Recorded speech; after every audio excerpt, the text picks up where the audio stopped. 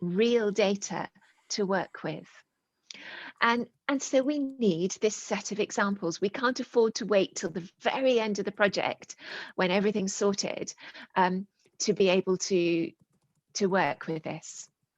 And this need for examples was very clearly envisioned in the overall Unicom project and was encapsulated in the tasks and deliverables of Work Package 9, who is the steward on behalf of the whole Unicom project for what is affectionately known as the pilot product list.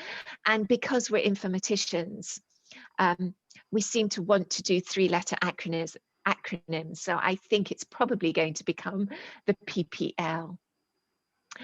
And it's this product list that is the focus of today's community of expertise, as you know.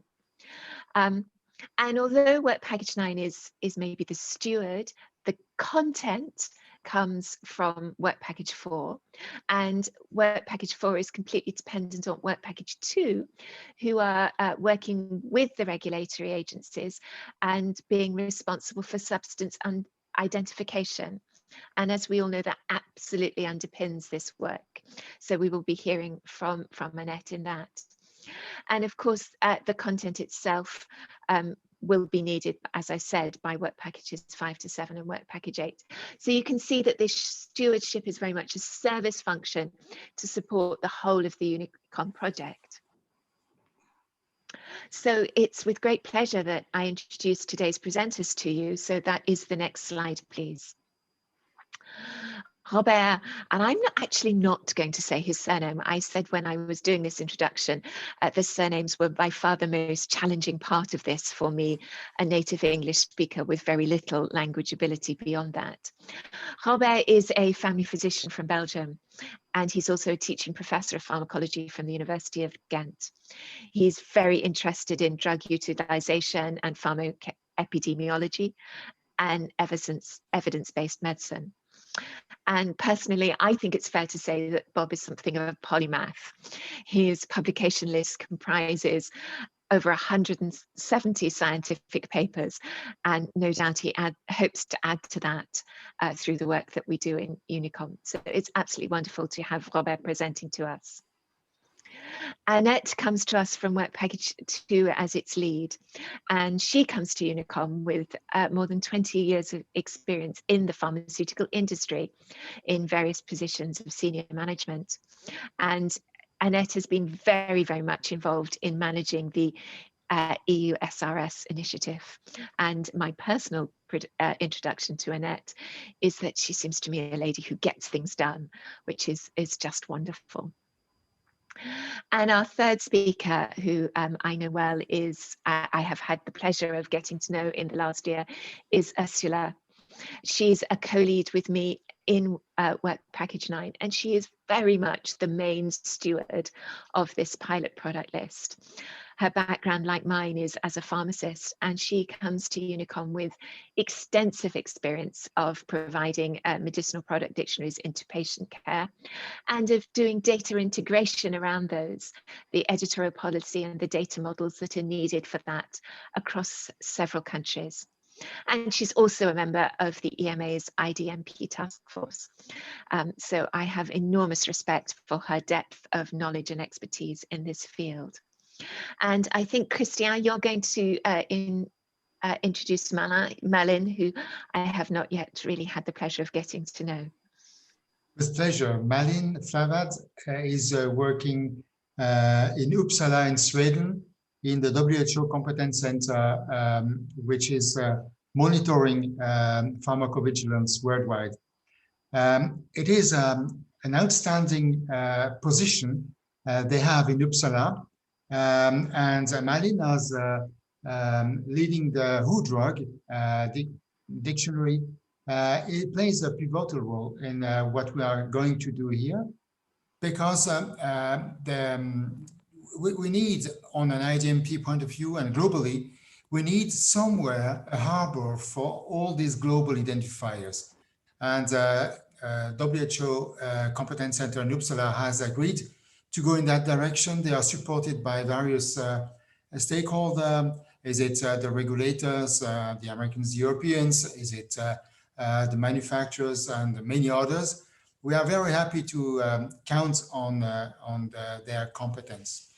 Pharmacovigilance on the short run is also going to play a fabulous role in the immunization period we have in front of us. So not only they are playing a role in this PPL, as Julie was saying, but also they are going to play a role in the real life, I mean, in the context of this immunization.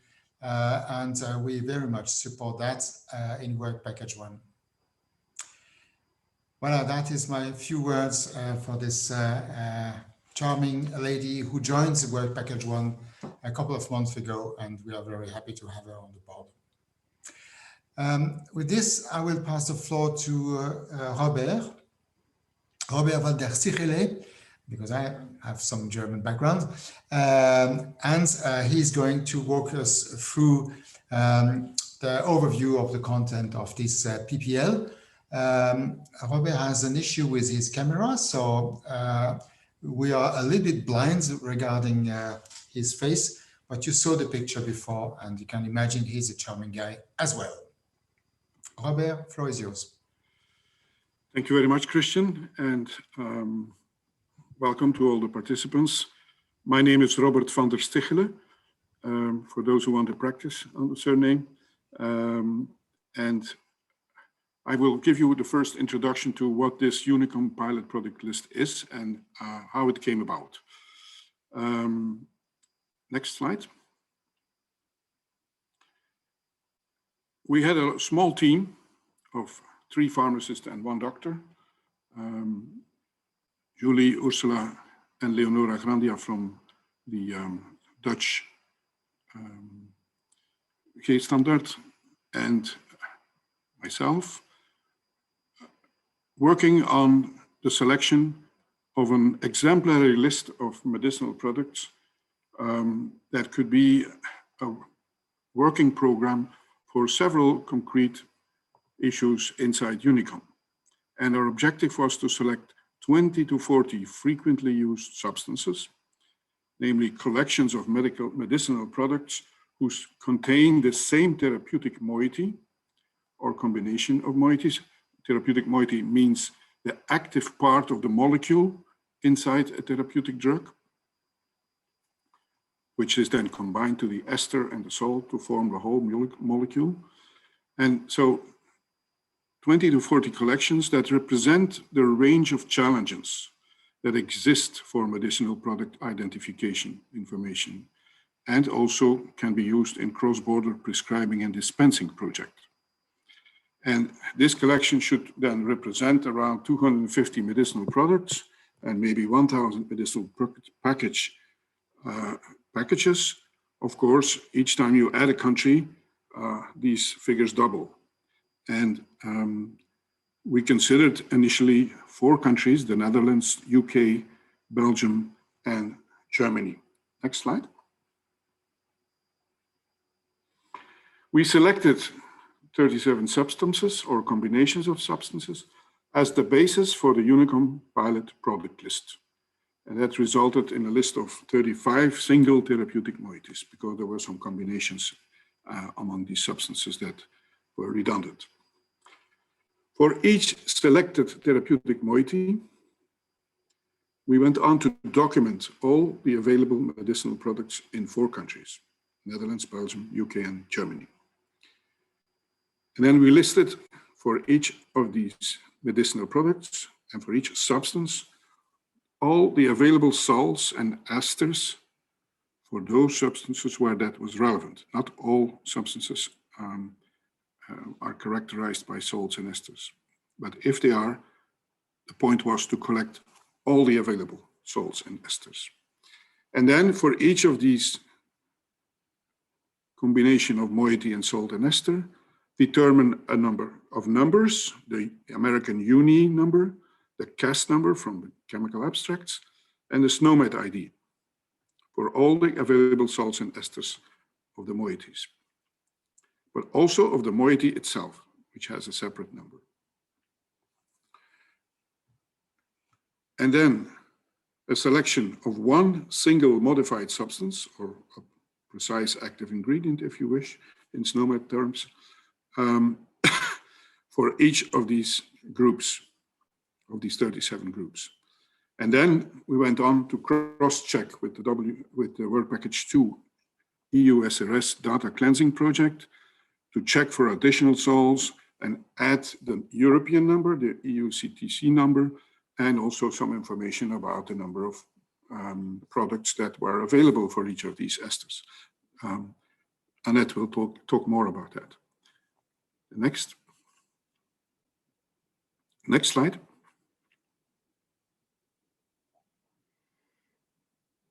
Next slide. Yeah. So the first step was the selection of the substances. We did a selection of 37 substances or combinations. And the selection criteria were, first of all, we wanted to have frequently used substances. So popular drugs. Then we had a group where we said, these are interesting drugs because these are substances who are exemplary for problems with product identification. And then a third element of selection was that we took on the substances that are listed in the CEF project, Connecting Europe Facility. The eHealth Digital Service Infrastructure has a critical test data set, and that's a list of medicinal products that will be used in the cross-border pilots.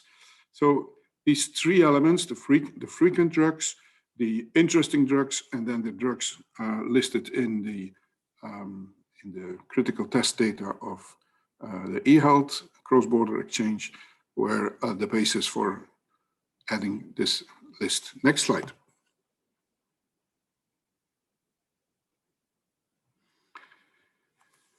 We divided these 35 substances in 3 batches.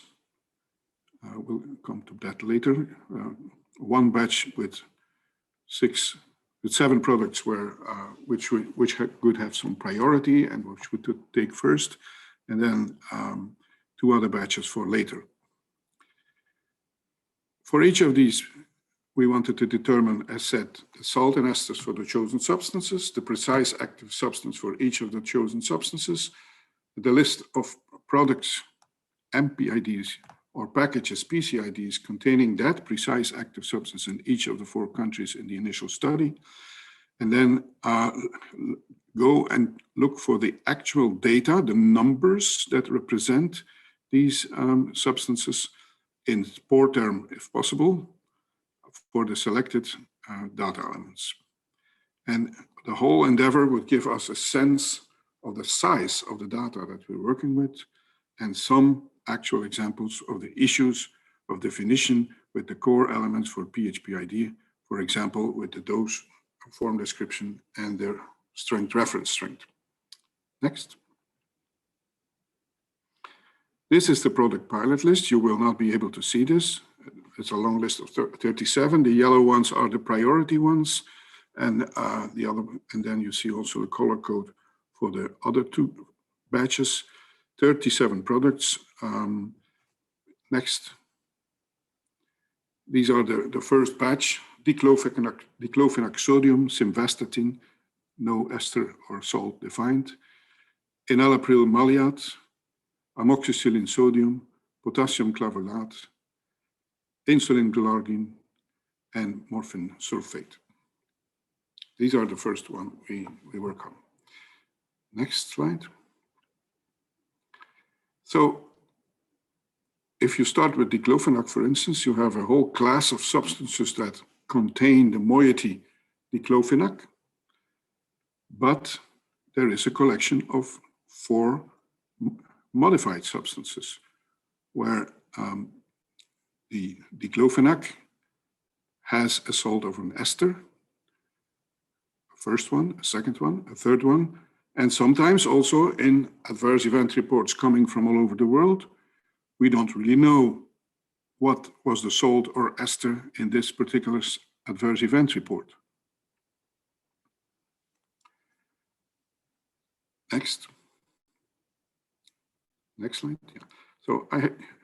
So for instance, you have the class of substances of products which contain diclofenac. Inside there are modified substances, diclofenac sodium, diclofenac potassium, and diclofenac epolamine, but also diclofenac unspecified, because we don't really know what the modifier is. And to do this work for each of these 37 substances has learned us a lot about the intricacies of the system. Go further. Next slide. For example, for diclofenac, we know now that in Germany and in Belgium, there are 4 available esters and salts: diclofenac sodium, diethylamine, potassium, epolamine. We have all the numbers in Uni, CAS, and SNOMED. Thanks to the work of Annette, also the European number. We know that there are about 25, in each country, about 25 PHPIDs, and in 25 common PHPIDs in the 4 countries. But if you add that up to medicinal products and packages, you easily get up per country to 250, 500, even thousands. And here at the right side, we have listed the potential pharmaceutical products level 4 for diclofenac, with varying sols, varying strengths, and varying dose forms. Next. This slide will be repeated in the presentation of Annette. It shows again for diclofenac all the different sols, the EUTCT number, the type of the substance, but we have almost limited. All our substances are chemical substances. The Unicode, the CAS code, and the SNOMED code, but also the number of products that have been observed in pharmacovigilance systems. And the orange lines here are esters of diclofenac, which really need cleansing, which are in the databases somewhere, but it is not really sure that this is really a modified substance, that it is not a combination or something else. And that's what the cleansing work is all about. Next.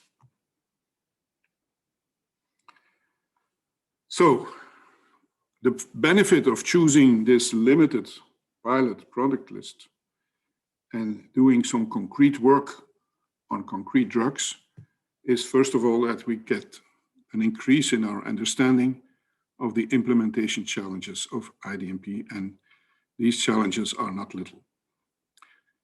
That we can also provide proposals for solutions for those things that remain uncertain or undecided, and that at least we can provide rich examples as working material for use cases in the different work packages. In the end, we try to support, facilitate, or fulfill tasks and deliverables within Unicom, at least, but not limited to, examples for the IDMP implementation requirements in 4 national drug lists. That's relevant to work package 9. Medication list for the work package 7 cross-border e-prescribing and e-dispensing pilot study that needs to be run in a year or 2, and they need IDMP data for that. Third, priority focus for the data cleansing in work package 2, and we were very grateful to the EU-SRS group that they readily accepted to do that work, and despite a lot of work they have to take this priority list on board. And then also a focus of priority for the WHO PHPID production procedure that is now being developed. We experimented, proof of concept is on the way, and it will also be done using this pilot product list as an example. So next, and thank you. We are at the end of this introductory presentation. Next slide. I suppose, yeah. Okay, over to Christian. Thank you. There are a couple of questions which have popped up. I don't know if we are going to work on them directly, because some are referring to the European activities, and I think this will be covered by Annette a little bit later in the process. But one question is not focusing on that. There seem to be some duplicate on the list of medicinal product for Diclofenac. Is this intentional? And I suppose this is linked to the cleansing process you were mentioning. Yeah, yes. I'm not quite sure what is pointed at here, but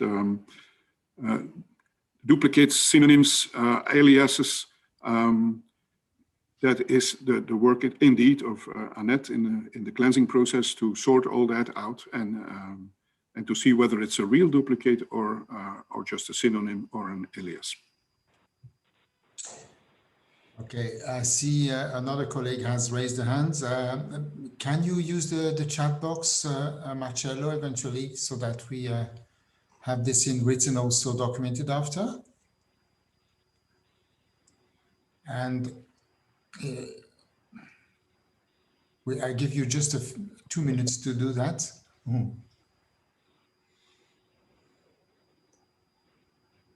Yeah, so if I can make a comment, so one of the key tasks of the substance validation group in the EU-SRS project is actually to find the duplicates and make sure that we have only one substance per substance, if you know what I mean. So sometimes the output is, oh, this is actually 2 substances that are the same. And then we discuss with the colleagues from EMA which one we will keep and which one will be deprecated. So that's exactly one of the key purposes of data cleansing. Thank you, Anna. So this is resolved. And yes, Constantin is precising that the question was about the list shown on the slide, but I think this is a work in progress slide. So it was not intentional to have duplicates, but to show the process, I suppose. Okay. So we move on. I see there, we have participants raising the hands. So, oh la la. Okay, so let's go because he was the first. Marcello Malguera, you have the floor. You can unmute.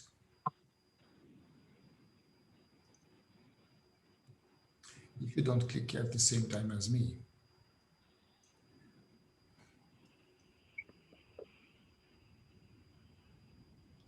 Oh, sorry. Thank you so much. Can you hear me now? Yes, we do. No, because I tried many things in parallel. Thank you for this presentation. Only one point. This pilot list is really a suggestion to start, because if we consider the current situation in the cross-border reality, last year we had 8,800 and something e-dispensation. This year, due to COVID situation, in the first quarter, we have only 3,000, and we can't expect to have more than 10,000. So it means that if we want to cover the 10,000 e-prescription, e-dispensation as a target in our Unicom project, we need a wider range of medicinal. And I'm quite sure that what we are doing here is extremely useful to understand the problem. Then the National Drug Agency will provide much more drugs. So good to start with this pilot list, but in order to pilot 10,000 prescription, we need far more medicinal product to be encoded if we want to reach the goal. Thank you so much. Thank you for your comments. Jeff Martin, you can speak. Yeah. Jeff? Yeah, hi. Can you hear me? Yes, we do. Okay. I'm just, I'm working on the EMA's EU implementation guide, and I feel we're going to need to synchronize a lot better. And I've put some stuff in the chat or the Q&A. But one thing that we also need to look at is how we deal with products that are the same product but are expressed differently in different countries.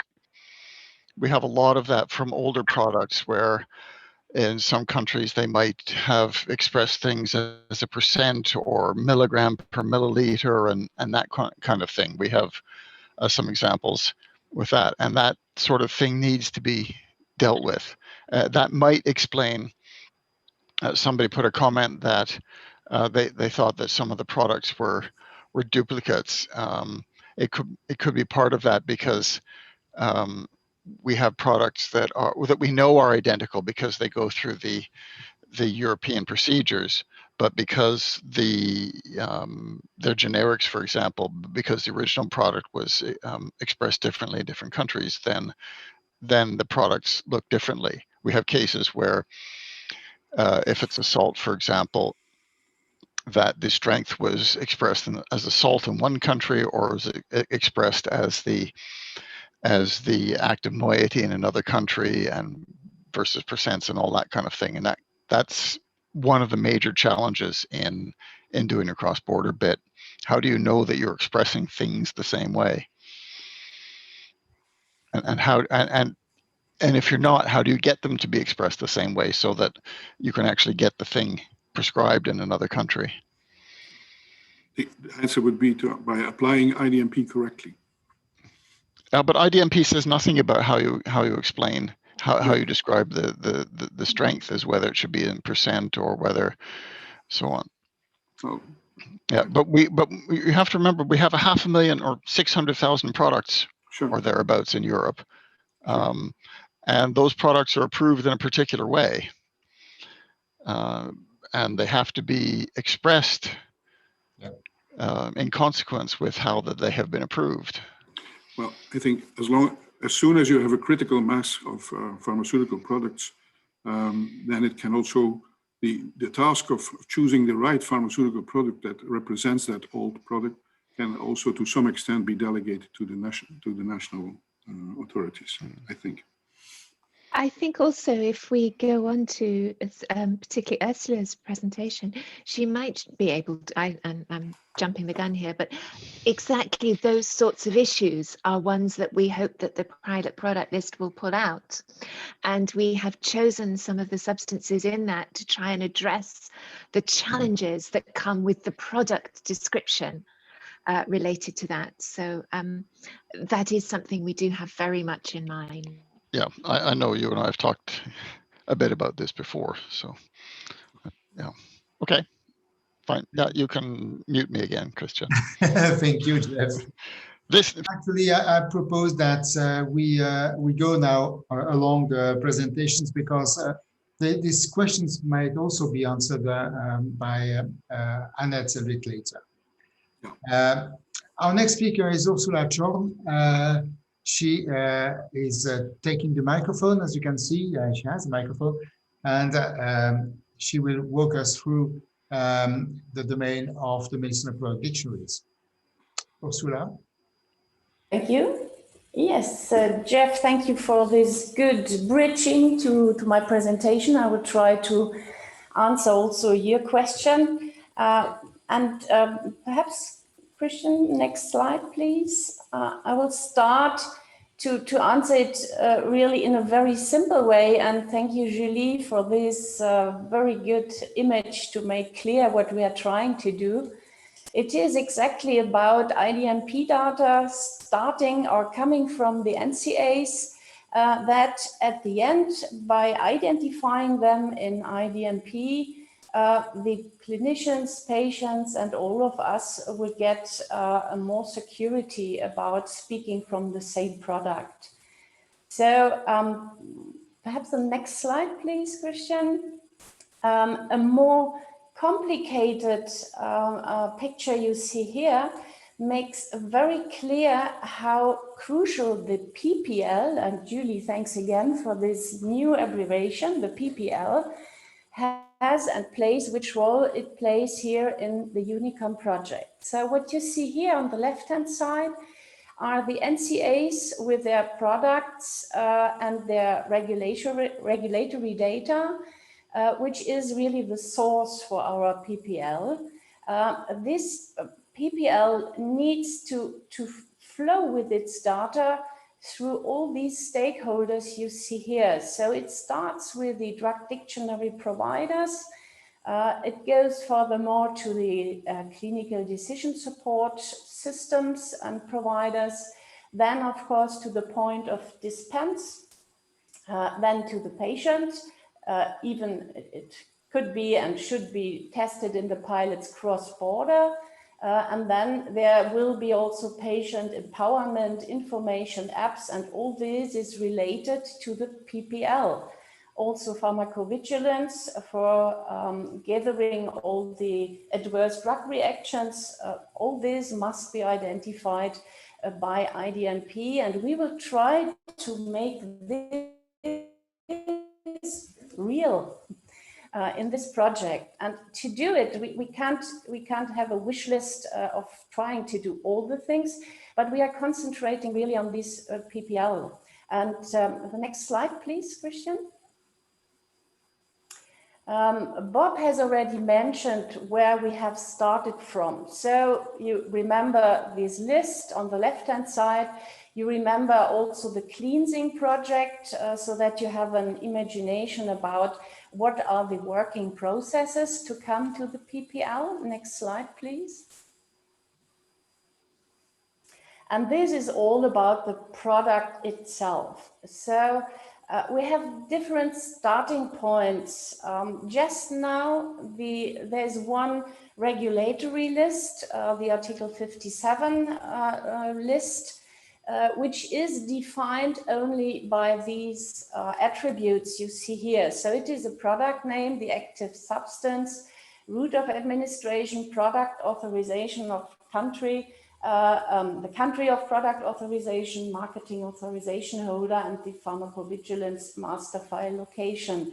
This is a list which is existing and which is internationally used already for defining and identifying products in the adverse drug reaction, in vigilance, and so on. So we have tried and started to take this list to define out of this list our batch 1 substances, and to have already a very rough starting list where we should start with our mapping work we will have to do now. And I've taken out one example you have seen before at Bob's presentation. It is the Diclofenac cholestyramine or the Diclofenac Resinat, for example. That is one of the problematic substances where we are not sure if these are two different EUTCT IDs or if it is an alias, or how do we handle this. And Annette is already very perfect and is working on that. The EU-SRS group is doing exactly this work. And this will be a very huge work to do, because here you see that we in Germany, we have even an own substance number at Bfarm for Diclofenac cholestyramine. And there are two different EUTCT IDs for Diclofenac cholestyramine and another one for Diclofenac Resinat. So again, Jeff, it's not only about identifying the different moieties and dosages, but also we have to start from the substances itself. And that's, again, it's a really crucial thing to do, to have one substance ID used in IDMP, and this is already a big challenge to do it. Next slide, please. Well, what we have done out of the 560 fields in total, which are already defined in IDMP, we have chosen which of these tables or which of these objects will be relevant for the PPL. You see marked it here in yellow at the corner, and you have, of course, in mind the different colors for the different data sources. So you see that we have round about 52 to 58 fields. It's still a working process to define which fields are relevant, but this gives you already an idea that not all 560 attributes we will need to have for Unicom, but we will concentrate on these defined fields. And it was also a very important starting work to take out which fields do we need to have. You remember we need to have this data from the NCAs being delivered into the PPL, so that we can work with this real data and not only design a little bit on the paper, but we have to really work with it in real and to try to use it in the different pilots. Next slide, please. To give you one idea how difficult mapping work can be, I've taken out of the FDA's presentation what they have done as work and tried to map their dosage forms at FDA with the IDMP dosage forms, especially with the EDQM. So you see here that only 36 common pharmaceutical dose forms have been identified, which are really one-to-one mappable. And 166 pharmaceutical dose forms at FDA's drug dictionary, it wasn't possible to map them in this form one-to-one. And there were, in total at EDQM, we have nearly 500 pharmaceutical dose forms. So it is a very complicated work, and this is only the pharmaceutical dose forms. But if you're thinking what Jeff has mentioned before, at the possibilities how to express dosages in active ingredients, it is really a very, very complex work. And that's the reason why we should really concentrate also on our PPL to define in which extent and in which how complex really this work is, and to deliver also statistic data on the results out of these mappings. Next slide, please. This is again going deeper into the FDA's dose forms. So here on the left-hand side, you have the FDA pharmaceutical dose form like Capsule or capsule coated and so on. And on the right-hand side, you have the EDQM dose form, which is especially capsule hard or capsule soft. So this is a mismatch, and this needs to be handled if you want to work or to map the data or to decide how to come out of this problem. Next slide, please. Yeah, the PPL, again, the nice picture from NCA's data via the drug dictionary providers, via clinical decision support to the patient himself and to raise his safety. This is what we need with the PPL, what we try to do. And we are working very closely with the EMA SPOR implementation guide version 1. And I'm really looking forward for the implementation guide version 2, which is announced for January next year. And Jeff, perhaps you have mentioned that you are also involved in the implementation guide. I would really like to have your input and your experience because it is announced that there will be a capital with examples. So I'm really looking forward to it, because it will hopefully give us also advice how to do and how to manage the mapping and the work we have to do in work package 9 here. Next slide, please. Okay, thank you. That was my presentation. Thank you, Ursula. It's time for some questions, perhaps, and I just read one which has been posted during your one of your slides. PDF mapping is done between FDA and EDQM on the name. That means that gel, for example, is present on both sides. It's not done on definition level, which is different in terms of mapping. Is this correct? Well, I'm not quite familiar how FDA really has done this mapping work, but probably it is from the side of the authorized product. If there is a PDF like gel, or if we take capsule, and on the other hand side, we have an IDMP, only the possibility to encode capsule hard or capsule soft, there is simply information missing to do the mapping. Yeah, and the FDA itself has recognized that their categorization of dosage form is not so strong as the European EDQM. They do not have an ontology of the dose form on their own. They only have it, a connection between dose forms and products. And there has been a proposal to organize the mapping process based on the 6 characteristics of the EDQM. Each EDQM has 6 characteristics. Ursula told us we have 500 EDQM dose forms. If you look at the unique combinations of the 6 characteristics, that would be reduced to 300 and 350. So that will be a better, maybe a better in between to get the mapping with the FDA. But anyway, the FDA has said that for dose form, they are ready to use the European system, which is exceptional.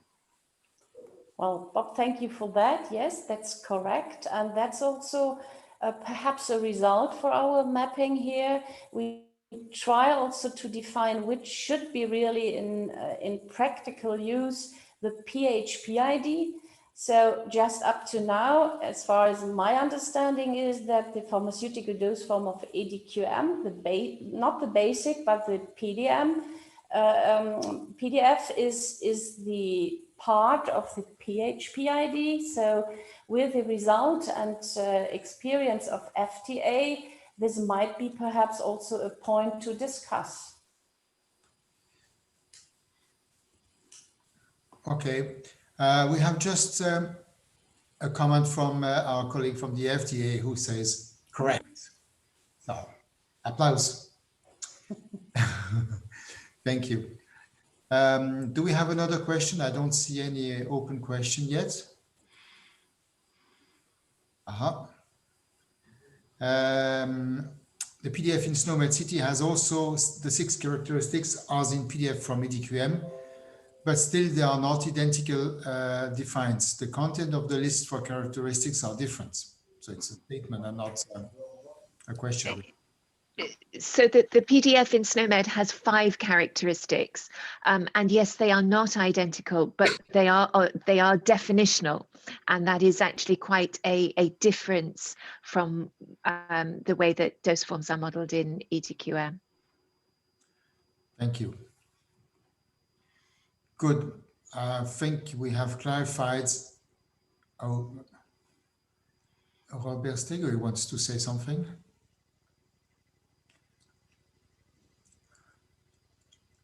No, I don't. I'm just clicking the live answered questions, and that appears on your screen that I want to say something. Sorry. No, it's not a problem. Because you are co-hosts. That's the reason. Georg Neuwirth wants to repeat his question. Is the PPL going to be in FHIR formats? For the moment, it's only in Excel, but we are working with people from FHIR and IHE to transform that in a medication list respecting the FHIR format and the EHA profiles for medication list. It's a work in progress, but it's coming. So, you have a proposition from Austria to contribute if necessary. Oh, the more hands, the better. Yeah. Okay, thank you. I propose that we move on because time is going slowly but surely. The next speaker is Annette Rosema, and since she has been very nicely introduced by Julie, I will not do that because I cannot do as well. I give you the floor, Annette. Yeah, thank you. Thanks for the invite to present on EU-SRS in relation to the pilot substance list. Happy to do. Next slide, please. So I'm the project lead for the EU-SRS project, which has a component of on the technical side to implement the software, to validate the software. On the other hand, and that is what is very relevant today, is the activities on the data cleansing. So the majority of the presentation will be focused on that. So some background first on the EU-SRS project, the pilot substance list, an example of data cleansing, and reference materials. I must say, based on the previous discussion, when we do data cleansing, it sounds like you pick a record and you start cleansing, but actually what we also do is we document how we treat records and why we make certain choices. And by doing that, we hope we have some documentation in place at the end of the project that is usable to agencies, to anybody who wants to know more about substance naming. So. And I think that practice hopefully pays off later on. Next slide, please. So implementation of EU-SRS. SRS is abbreviation for Substance Registration System. There is in Europe not a wide list of substances with adequate quality, therefore the data cleansing, but also not and that result in errors in submissions, rework by assessors. We have mentioned earlier already duplication of records, but also duplication, obviously, of substance expert work. What are we going to do? We implement EU-SRS, and that will provide an EU network-wide substance database based on IDMP standard and governed by a group of NCA experts. And that's there. We call them a substance validation group, SVG. You will hear that term more often. And they will ensure that the data quality is fit for use. Next slide, please.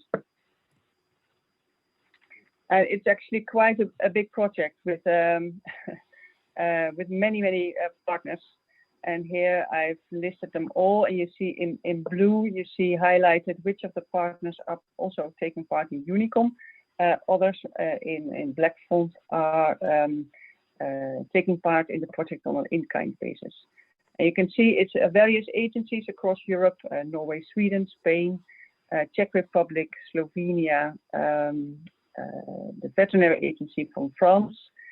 Did I miss anyone? Norway, and of course Bfarm. They're also a very strong partner in on the technical side, because in Germany they already have the EU-SRS, and also the Uppsala Monitoring Center of the WHO is partner, and Austria. But of course, we work also very closely together with EMA, also in the light of data cleansing, with the SPORE program, standardization, agreeing on what is the best way forward, and later also to see how the EU-SRS system interacts with SMS from EMA. And I'm very happy that we also are in very good contact with FDA and EUTCT, and they have built the software together with a CVG, Herman Diederik, who is also today on the phone, I saw. Thanks for joining. And the GSRS software is then implemented in EU-SRS. So we are in close contact with FDA, both on the software side, but certainly also on things like naming conventions of substances, etc. And I must say, it's a very nice team. And we work closely together. It's sometimes slowly, but gradually, and I think we actually make a lot of progress together as a team. Next slide, please. And I thought, let's put in a picture that many of you have seen 100 times, the IDMP birthday cake, as it's called, I believe. And here you see the pillar of the substances in pink. That's obviously where we are working on, and we really see the substances as the foundation, the basis for a product later on. So very important to get that organized. Next slide, please. So, and this is a picture that I borrowed from Tyler Perrier from FDA, because I like it because here you see nicely a substance type, a chemical, a polymer, a protein, and what is then what is it defined by? A chemical by a chemical structure, a polymer by the structural repeat units, etc. And that means that how we describe the substances, how we build substance records in EU-SRS is depending on the substance type. And you have, I would say, almost different software types, software components in the system to allow for properly describing each of the different substance types. Next slide, please. So we took as a starting point the list of substances from EMA, from SMS. It was about 60,000 something records, but if you look at the unique substances, it's almost 44,000 records. There were quite a number of records that did not have a substance type, so we have agreed on the substance type for those, and that is implemented or almost implemented in SMS. So this is the current set we are working with, and then you can see 41% of the substances that we are cleansing are chemicals, and also a big portion specified substance for 1, 2, 3. But as you can see, I think the bottom line of this picture is the 41% is of course huge, and also the substances on linked to the pilot product list are also mainly chemicals. Next slide, please. So what are we doing as a whole project? The intention is to cleanse all substances used in Europe, and we are using a commercial tool called Sporify to do the cleansing of chemicals and a subset of proteins. When we do that, we also make a connection between the European EUTCT code and the Unicode, and that information is also shared. That mapping is shared also with the FDA colleagues. And in some time from now, the EUTCT codes that are mapped to the unis will also be loaded into the GSRS system at FDA. So we do the cleansing of the chemicals in Sporify. There will be peer review, and then our colleague from EMA, Pedro Batista, he performs then an impact assessment. So if the team in Europe, if the SVG teams say that this record is a duplicate and it should be, one of them should be deprecated, for example, then Pedro looks at this further to the knock-on effects in other EMA systems, and based on his analysis, he would say, okay, I prefer to keep this substance and deprecate the other substance, depending on the amount of work also needed to perform change in SMS. So the changes that we are implementing, or the records that we are implementing in EU-SRS, these will also be later. The change will also be implemented in SMS. So what does it mean, cleansing? We look at the substance type. If it's marked as a chemical, is it also a chemical? We look if it's really a unique substance, and if the name properly reflects the structure. And we also, as I mentioned before, we deprecate invalid substances and aliases. Sometimes an alias is clearly wrong for whatever reason, and then we mark it to be deprecated. And we match the EUTCT code with the unis.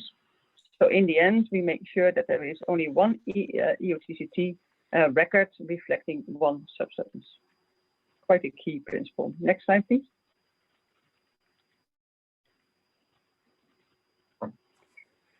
So we got involved with the colleagues from the pilot product list. I think that went quite smoothly. We had a couple of meetings where, from our side, Siska Martijn from CBT and Inti van Eck, the SUG coordinator, joined, and myself, and then the other colleagues from the pilot product list. So in the end, it concerns 124 substances, which we cleanse for the time being, also in Excel. So we looked at salts and esters. We filtered the substances where more than one product was attached in order to make it useful, the exercise. The cleansing of the substances was to verify if the substance should be kept on the list or if we should take it off, and substance type, etc. So what I mentioned also before. I think this is a bit double, so we can go to the next slide. And this is an example for Diclofenac. This is the cleanse list. So these are the Diclofenac substances with a unique substance EUTCT ID. And you can also see the related Unicode and associated product counts and the cost number. And in the last column, you see the accepted aliases. So that's also something the team looks at. What are the aliases that are really correct or valid for this particular substance name? And at the bottom, you see a picture, an example of how this is built in EU-SRS. This morning, I received an example of how the total set of Diclofenac records are built, but it was a bit too late to include it in this presentation. So if you want to know more about that, please feel free to contact me. Next slide, please. And this is what I mentioned before. So we try as a EU-SRS team to be as transparent as possible. And therefore, what we have done is the data cleansing manual, which is a living document, not a live document, a living document. We publish this on a regular basis. So we have published one version in September on the Unicom internet site. So anybody who wants to know about the cleansing rules, the naming rules, I think this is a document that is very worthwhile looking into. And the intention is to have a next version. So currently chemicals are described and part of the proteins, and we will publish the next version 2 of this document, hopefully in January. That's the intention. So I think the status for now is that the cleansing of the pilot substances is completed. There may be 1 or 2 final checks by Pedro Batista from EMA to confirm, and then our work is finalized. And obviously, we do not have to redo the work by the SVT because we already did this for Diclofenac, so and for the other substances, so we can use that also in the EU-SRS data cleansing activity. And I think that is my last slide. Any questions? Thank you, Annette. Yes, we have time for questions. It's a good thing. I think we have about 20 minutes for that. So I look at the Q&A and I see a comment which is not linked directly to the pilot product list, but to the pharmaceutical dose form. But I will read that. It's a statement mostly from our colleague from the US FDA. The proposed PDF solutions is generally for purpose of generating a universal PHP ID.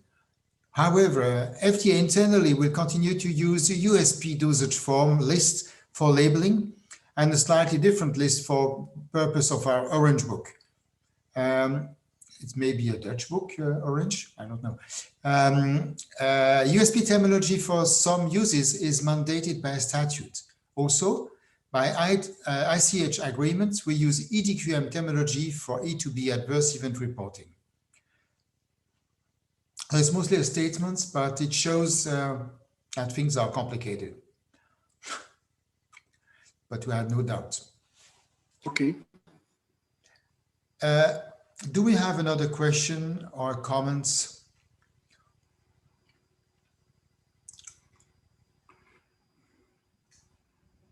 I see no hands risen, no question coming in. What is the timeline for the data cleansing? Oh, pardon, that was a question. The timeline for? For the data cleansing project as a whole. Yeah, so then the Unicom program, in the Unicom program, we have planned for completion of the work by mid-2022. The intention is to have cleansed all chemicals and all proteins and a portion of the vaccines by September, August, September next year, when we go live with the EU-SRS system. It all depends on how many resources we can, how many hours we can spend in cleansing. It's quite a job, as you can imagine, with so many chemical records. So chemical records is not maybe too complicated, but it's so many. Vaccines, for example, are not that many, but more complicated. So the aim is to have have it finished by mid-2022. If we are going to make that, I'm not 100% sure. Do you prioritize COVID-19 vaccines? Yeah, we've got questions about that. Well, we are looking into vaccines in general, and there we also intend to work together with the colleagues from the US to share resources, to share knowledge, and to align, and also WHO. So Malen is also in that discussion. So there's much attention for it, and also for the COVID vaccines, but these are of course currently classified. So we need to see. Usually we start with the public data, and then only later also add the confidential data. So we need to see how that works out, but it's obviously certain on our radar screen. May I ask the role of WHO Uppsala for the vaccine, especially because we have that, in some terrible pressure now. How does that work regarding vaccine and substance and PHPID? Since Malin is on the call, you may dialogue with her. Maybe I think Malin is able to. She's a panel member. Malin, would you like to comment on what your plans are with PHPID and substances and vaccines? Yeah, so for the PHPIDs, we have now just finished the first pilot of the 6 most prioritized substances from the pilot product list. So we have a process that is up and running, but it's now in validation. And as you heard, it's just 6 substances with all the products from Belgium that we have tested. But our intentions is that we will prepare to be able to generate PAPIDs for the COVID vaccines. But it's still a discussion about what's the role of the PHPID for the COVID vaccines, what will the labeling be.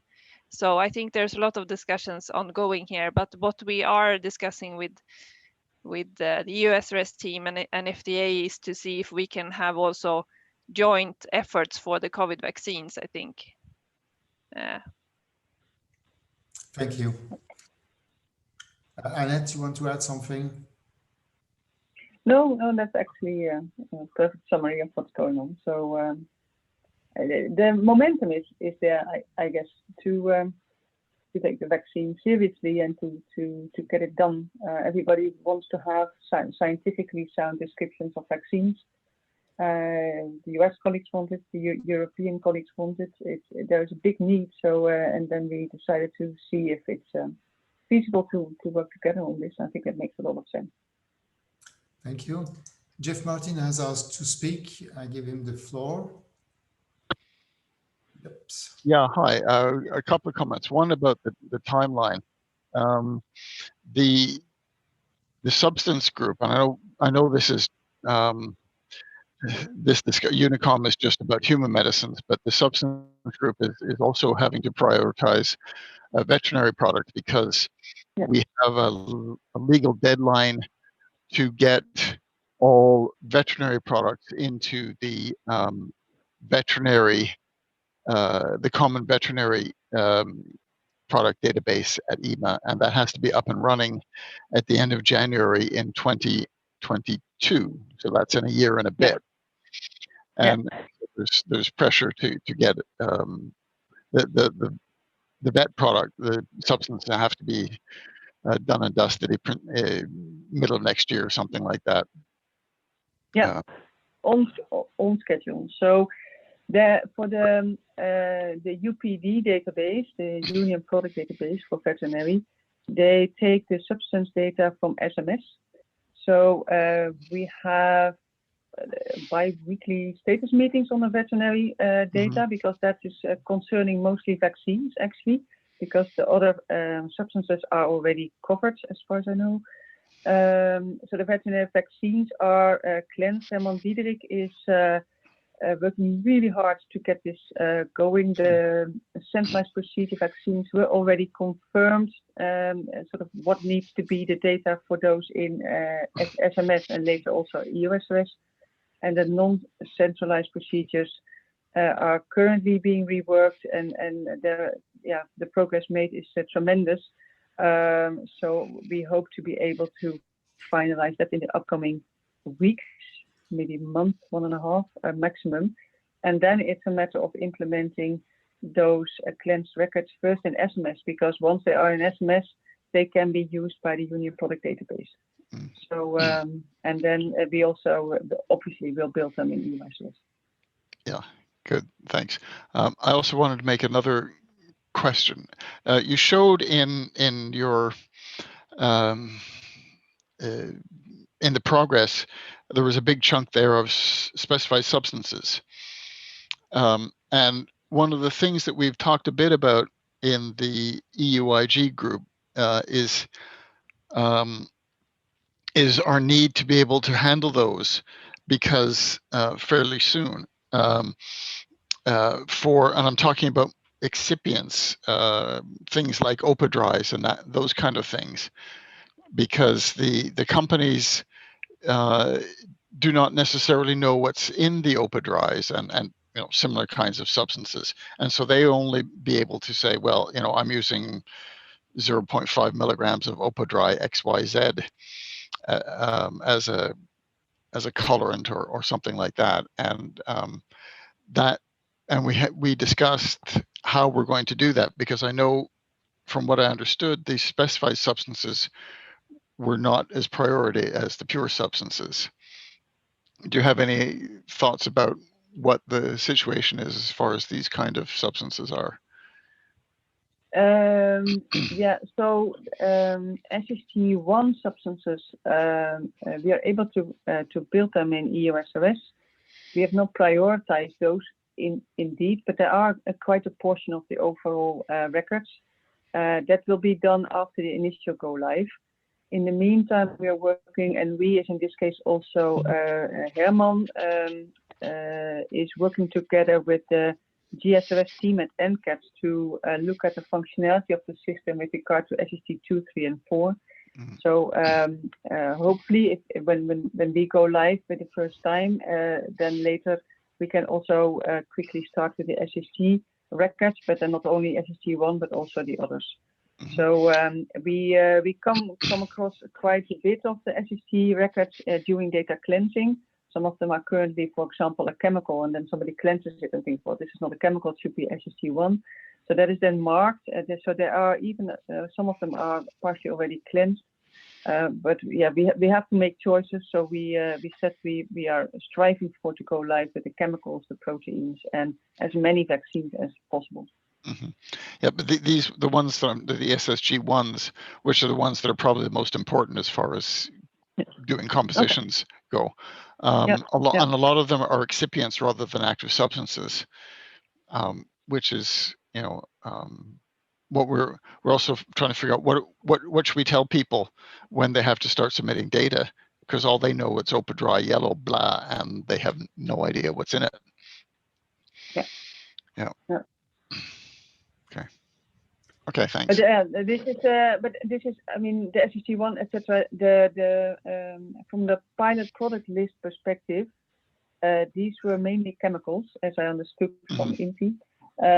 So these were not SSG1s, and I think from the pilot product list perspective, everything is cleansed as far as we can. It's finished, and I think that is the next step that we provided back to the pilot product list team, and so that they can use it further to do the testing of the cross-border e-prescription. And I think I'm happy to talk with anybody on other substance types, but maybe that's a bit off topic today. If I don't want to be rude, but I think that I'm happy Thank you, to talk Annette. with.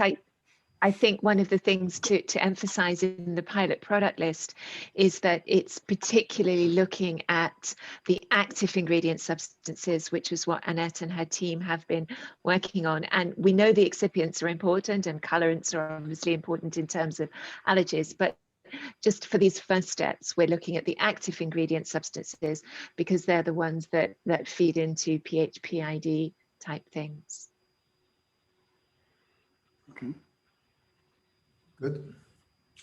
Any other question or comments? Okay.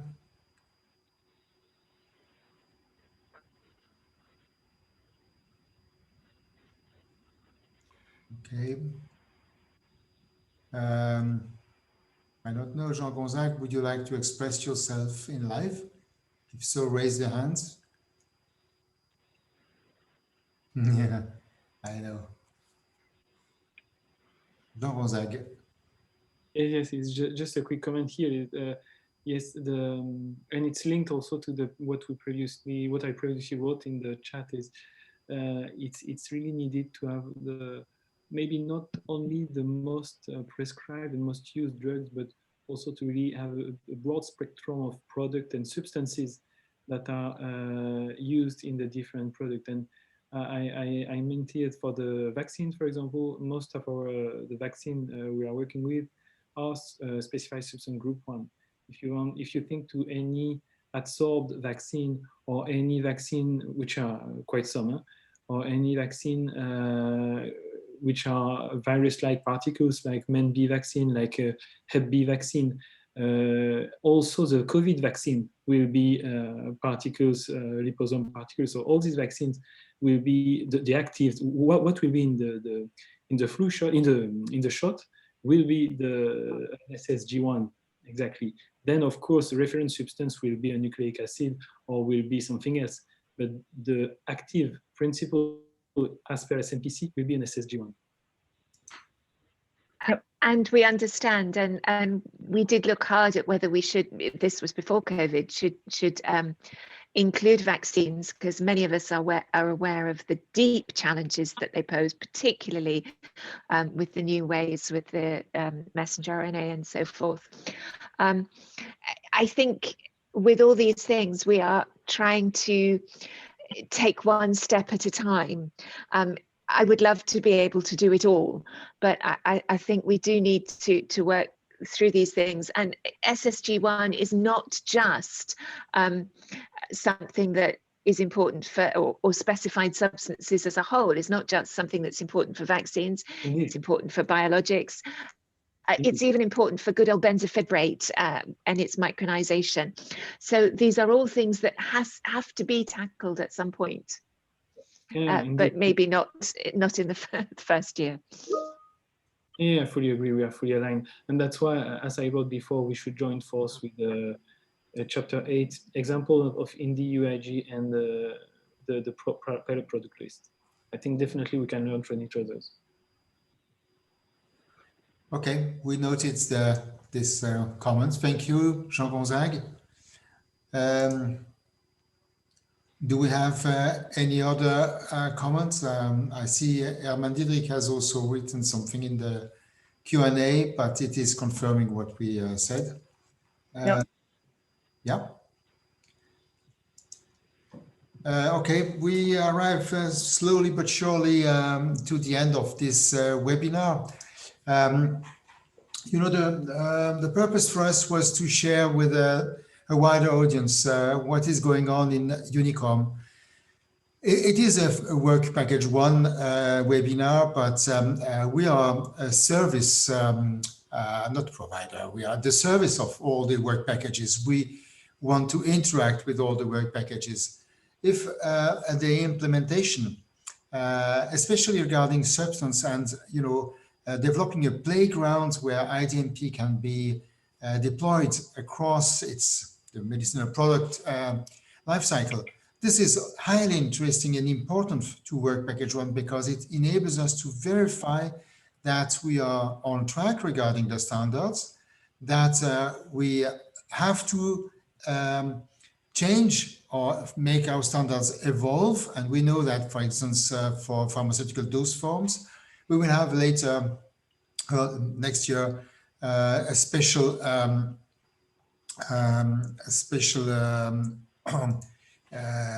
webinar on this, but it enables us also to look if the other pieces of standards are accurate and response to what the implementer observe. You observe also that I opened the questionnaire so you can fill it. Please make use of that. Currently, we have a couple of technical specifications, IDMP technical specifications, which are in a systematic review. And of course, all what we can collect from Unicom is important to work package 1. The choice of the substances has been made by specialists, and certainly work package 1 has nothing to say on that. They certainly made the right choice. That's not a discussion. But the very interesting thing is to see when we move from the theory, which is actually the standard, to the practice, how much difficult it becomes in the course of the implementation. In that sense, having asked the 4 people this afternoon, Julie James first, Robert van der Stichele, Ursula Chorn, and Annette Rosema, that was for us important because that's provided not only a work package 1 point of view, because that was not so central here, but the perspective of those in the other work packages working with this material we have. And in that sense, we are very grateful for their efforts. Before closing and asking you to continue to work on this questionnaire, I want to say that at Work Package 1, we have the chance to work also together with WHO Competence Center in Uppsala. They play a special role in this because we think that WHO and the place in Uppsala especially has a particular role to play in the future.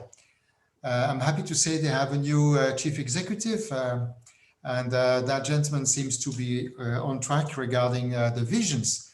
And that's fabulous because no other organization would have the legitimacy probably to address worldwide scopes such as worldwide global identification, like we have this in mean with IDMP.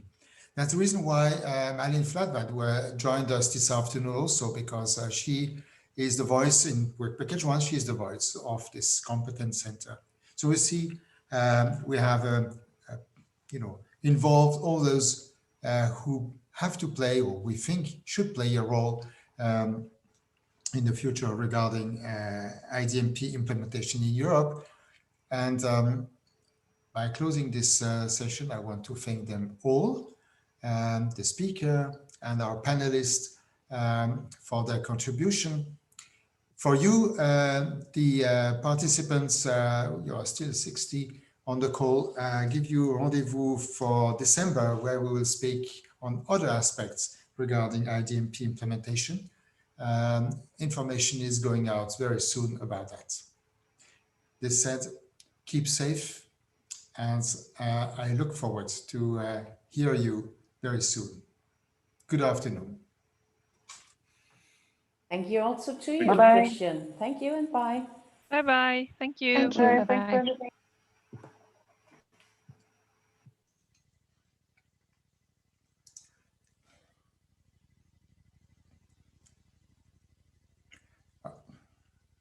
Okay.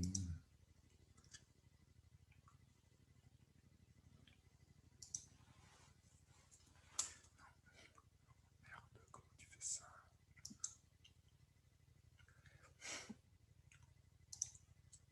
Non, je ne vais pas modifier. Shit.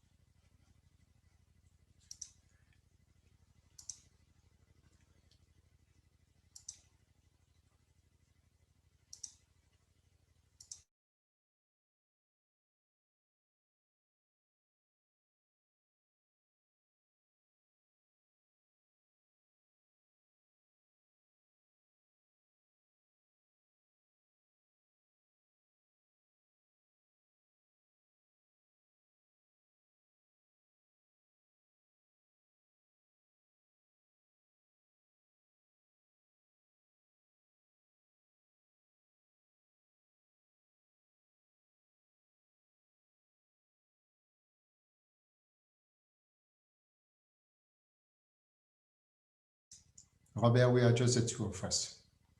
Yes, I see. I was following it as well.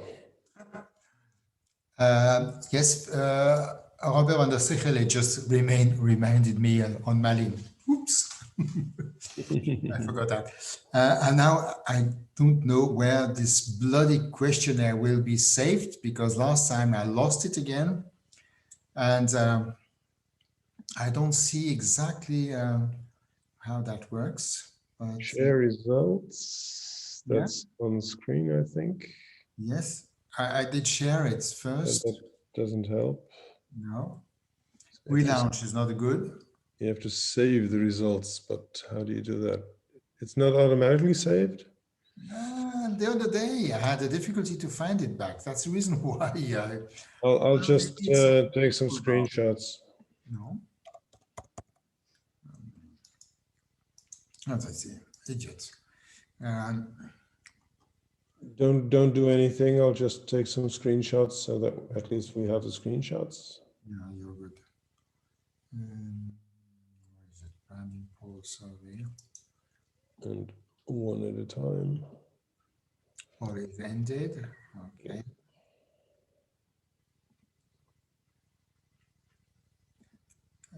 Have you made your picture? No, not yet. Oh, okay. Just one. And I need to make 3, I think, because there's more than one question. Are you interested in the feedback about this questionnaire? You? No. You? What? It's written you instead of yes. Oh, okay.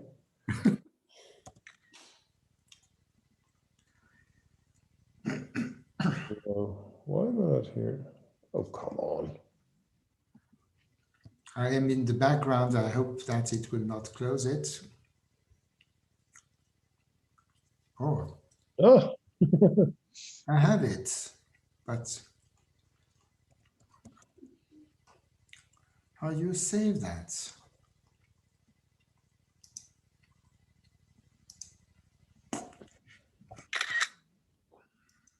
Ah, I hear you.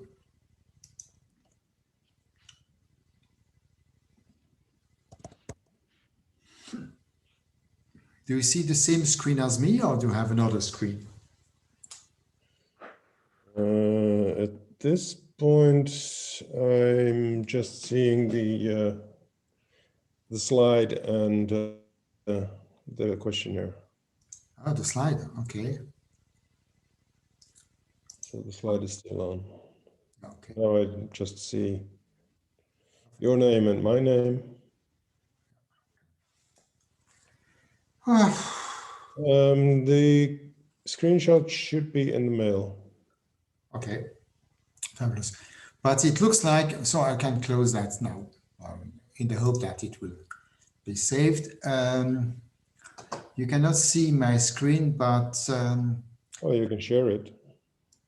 no, I cannot share because I'm on the, how we say, on the organization side, you know. If you're on the back end, then you can share the Chrome or whatever it is. Maybe that one? Can you Screen. see that? Yes, I can see this. Oh, okay, I didn't know. So you see the questionnaire is here. Yeah. So, 3/4 had that by invitation. 2 guys from the website, 7 because they were informed, and others. Okay. It's okay. Only 2. That's good.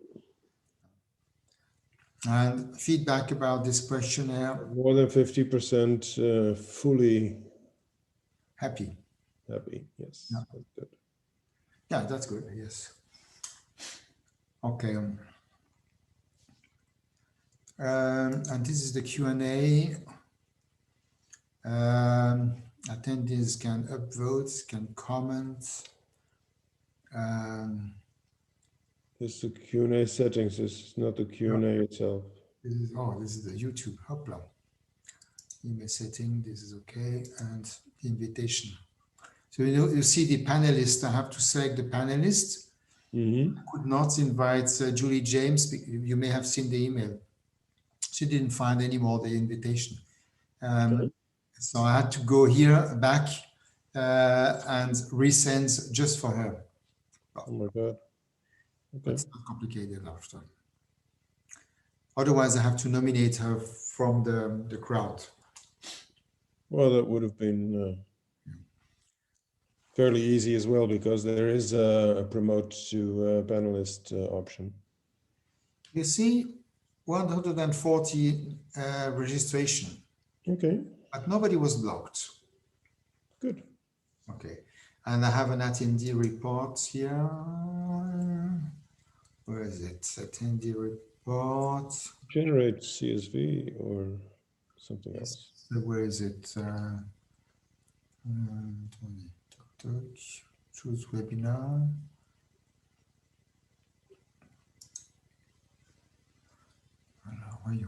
This is today. Oh, where is it? So maybe you can only get. Oh, there we are. So now I can generate the CSV, which come down. The attendee report, no performance. Q&A. Yeah, that's what you want. Yeah. And the poll report, you can also. Yeah. Oh, sorry. What? Why does it go wrong? Strange, they don't have this. Choose if you go, what happened? You were able to go. Yeah. Oh, imagine. What did you do previously? Yeah, registration report gives me this. Okay. And then probably you have to close the session first before you can provide the report, because it's still being written. Well, maybe that's it. Yes, you're right. So this dog. You have a dog. Yeah, he wants to go out with me.